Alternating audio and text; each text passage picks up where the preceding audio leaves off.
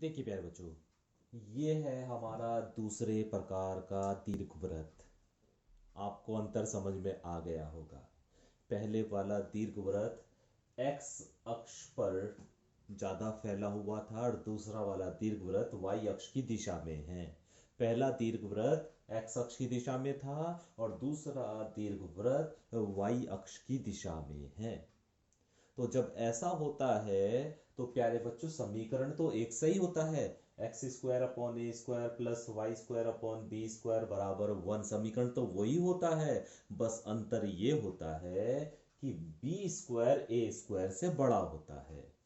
ये वाली वैल्यू इस वाली वैल्यू से बड़ी होती है। तो इस प्रकार का दीर्घवृत्त आपके दिमाग में आ जाना चाहिए। ठीक है। अब इसके जो हमने पॉइंट उसके बारे में पढ़े थे वही पॉइंट, उसी तरह के पॉइंट यहां पर है, लेकिन थोड़ा सा परिवर्तन है यहां पर। जैसे यहां से इस A1 तक की दूरी A है, ये तो वही है जो आपने पहले पढ़ी थी। अभी जो हमें शीर्ष बन जाएगा वो बनेगा आपकी B1 B2 शीर्ष होगा। यहां से यहां तक की दूरी B है, वो पहले वाले दीर्घवृत्त में भी ऐसी था।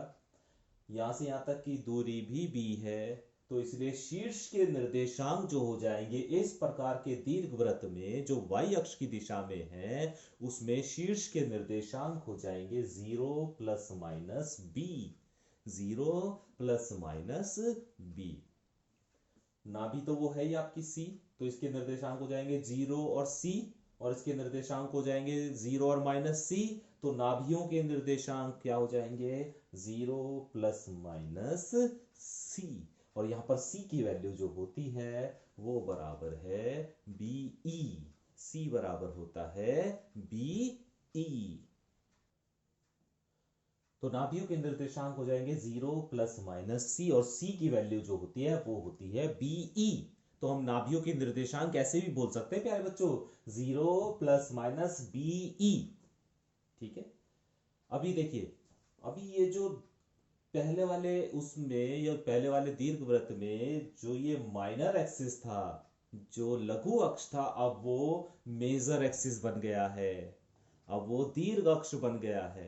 इसलिए इस वाले दीर्घवृत्त में जो दीर्घ अक्ष की लंबाई होगी वो होगी 2b, और लघु अक्ष की लंबाई अर्थात माइनर एक्सिस की जो लंबाई है वो होगी आपकी 2a। इसी तरह अगर मैं यहां पर एक नाभिलंब खींच दूं तो इस नाभिलंब की जो लंबाई होगी वो होगी 2a स्क्वायर अपॉन b। ठीक है। उत्केंद्रता E आएगी आपकी C बटे B। C बटे B, या इसे हम ऐसे भी लिख सकते हैं under root B square minus A square upon B square, क्योंकि मैंने एक संबंध बताया था आपको, है ना, कि ए स्क्वायर बराबर बी स्क्वायर प्लस सी स्क्वायर। ठीक है। अब यहां पर क्योंकि बी स्क्वायर बड़ा है तो वो संबंध में थोड़ा सा परिवर्तन आएगा और वो संबंध हो जाएगा बी स्क्वायर बराबर ए स्क्वायर प्लस सी स्क्वायर। बी स्क्वायर बराबर ए स्क्वायर प्लस सी स्क्वायर। ठीक है। तो जब हम c की यहां पर वैल्यू रखेंगे, है ना, उसे निकाल कर, तो यही मिलेगा आपको उत्केंद्रता E बराबर under root B square minus A square upon B square. ठीक है। तो प्यारे बच्चों, आपको समझ में आ गया होगा कि क्योंकि आपको ये नहीं बताया जाएगा कि कौन से प्रकार का दीर्घवृत्त है, तो आपको खुद पहचान करनी होगी। किसे देखकर? इस समीकरण को देखकर आपको पहचान करनी होगी कि अगर ए स्क्वायर बड़ा है बी स्क्वायर से तो पहले प्रकार का दीर्घवृत्त काम करेगा, और अगर ए स्क्वायर छोटा है बी स्क्वायर से तो ये वाला दीर्घवृत्त काम करेगा, और जब ये वाला दीर्घवृत्त है तो ये इसके बिंदु काम करेंगे। ठीक है। तो जो भी आपको इन दोनों दीर्घवृत्त के बारे में बात बताई गई है प्यारे बच्चों, उसे आप थोड़ा सा ध्यान से सीख लीजिएगा। ध्यान से इन बिंदुओं को आप देख लीजिएगा, अच्छे से इन्हें याद कीजिएगा, याद रखिएगा यहां से देखकर कि क्या क्या बिंदु आते हैं। अभी हम एक्सरसाइज 11.3 शुरू कर रहे हैं, जिसमें दो पार्ट में एक्सरसाइज दी गई है। पहला पार्ट, कुछ क्वेश्चंस का पहला पार्ट दिया गया है जिसमें आपको बस ये बातें ज्ञात करनी है, ये बिंदु ज्ञात करने हैं। और दूसरे पार्ट में ये बिंदु दिए गए हैं, आपको समीकरण ज्ञात करनी है। पहले पार्ट में समीकरण दी गई है, ये बिंदु निकालने हैं आपको, है ना। और दूसरे पार्ट में ये बिंदु दिए गए हैं, समीकरण आपको ज्ञात करनी है। तो बहुत ही आसान सी एक्सरसाइज है। तो शुरू करते हैं प्यारे बच्चों 11.3।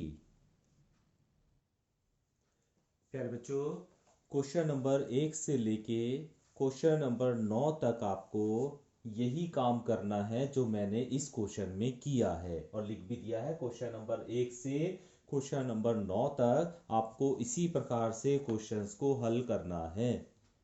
तो देख लेते हैं क्वेश्चन। पहला क्वेश्चन है एक्स स्क्वायर बटे 36 प्लस वाई स्क्वायर बटे 16 बराबर 1। हमें ये दीर्घवृत्त का समीकरण दिया हुआ है।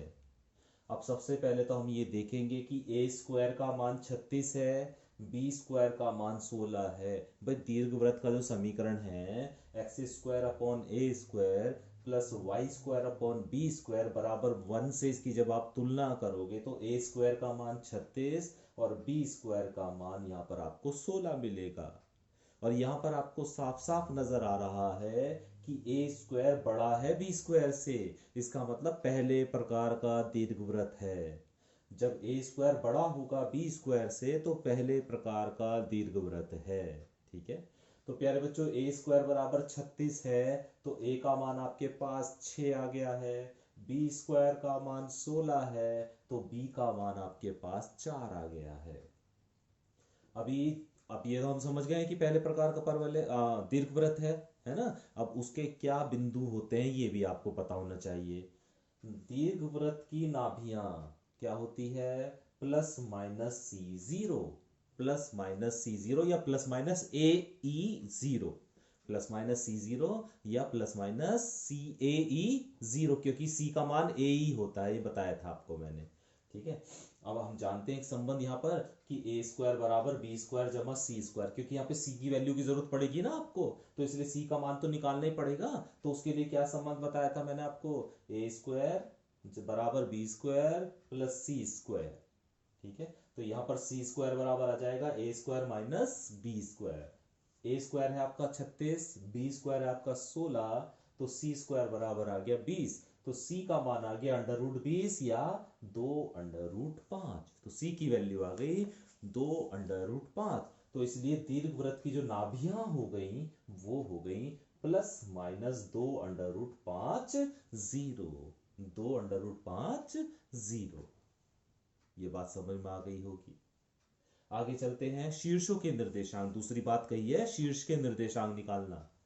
तो शीर्षों के निर्देशांक हम जानते हैं, जब इस प्रकार का दीर्घवृत्त होता है, पहले प्रकार का दीर्घवृत्त होता है, तो शीर्षों के निर्देशांक होते हैं प्लस माइनस ए जीरो, और ए का मान आपको पता है 6, तो ये हो गया प्लस माइनस 6 0। ठीक है। तीसरी बात पूछी है दीर्घ अक्ष की लंबाई, और हम जानते हैं कि जब पहले प्रकार का दीर्घवृत्त होता है तो दीर्घ अक्ष की लंबाई 2a होती है, और a का मान आपको पता है, तो 2 इंटू 6 बराबर 12। तो दीर्घ अक्ष की लंबाई आ गई 12। और लघु अक्ष की लंबाई, अगली बात हमसे जो पूछी है वो है लघु अक्ष की लंबाई। और हम जानते हैं जब इस प्रकार का दीर्घवृत्त होता है, पहले प्रकार का दीर्घवृत्त होता है, तो लघु अक्ष की लंबाई होती है 2b। और b की वैल्यू आपके पास ये रही, तो यहाँ पर b की वैल्यू रख दी, तो आपको लघु अक्ष की लंबाई मिल गई। तो प्यारे बच्चों यहाँ पर हमने 4 बातें निकाली हैं। दीर्घवृत्त की नाभियां निकाल ली है, शीर्षों के निर्देशांक निकाले हैं, दीर्घ अक्ष की लंबाई निकाली है, लघु अक्ष की लंबाई निकाली है। हर क्वेश्चन में यही काम करना है आपको। क्वेश्चन नंबर 1 से 9 तक में हर क्वेश्चन में यही काम करना है आपको। ठीक है। अभी हमें निकालना है उत्केंद्रता। उत्केंद्रता भी निकालनी है, और हम जानते हैं जब पहले प्रकार का दीर्घवृत्त है तो उत्केंद्रता बराबर होता है c अपॉन a। और c की वैल्यू आप निकाल चुके हो 2√5, और a की वैल्यू आपको पता है 6, तो ये हो गई 2√5 बटे 6, या 2 से 6 को आप कैंसिल कर दीजिए तो √5 बटे 3 आ जाएगी। तो इस तरह प्यारे बच्चों हमने उत्केंद्रता भी ज्ञात कर ली है। ठीक है। उसके बाद है नाभिलंब जीवा की लंबाई। नाभिलंब जीवा की लंबाई हम जानते हैं जब पहले प्रकार का दीर्घवृत्त है तो नाभिलंब जीवा की लंबाई होती है 2b² अपॉन ए। बी स्क्वायर की वैल्यू 16 है, ए की वैल्यू 6 है, 36 मत रख दीजिएगा, ए की वैल्यू 6 है। तो 2 इंटू बी स्क्वायर की वैल्यू 16 है और ए की वैल्यू 6 है, तो 2 इंटू 16 अपॉन 6। 2 से इस 6 को कैंसिल कर दिया तो ये आ गया 16/3। तो इस तरह प्यारे बच्चों हमने इस इक्वेशन के द्वारा, इस समीकरण के द्वारा, जो दीर्घवृत्त की समीकरण दी गई थी उसके द्वारा इसके बताए गए सभी बिंदुओं को ज्ञात कर लिया है। क्वेश्चन नंबर 1 से लेके क्वेश्चन नंबर 9 तक आपको इसी तरह से क्वेश्चन करते जाना है। ठीक है, अभी मैं एक दो क्वेश्चन और करा देता हूं आपको, ताकि आपको और क्लियर हो जाए। उसके बाद बाकी क्वेश्चन आप स्वयं करने की कोशिश करेंगे।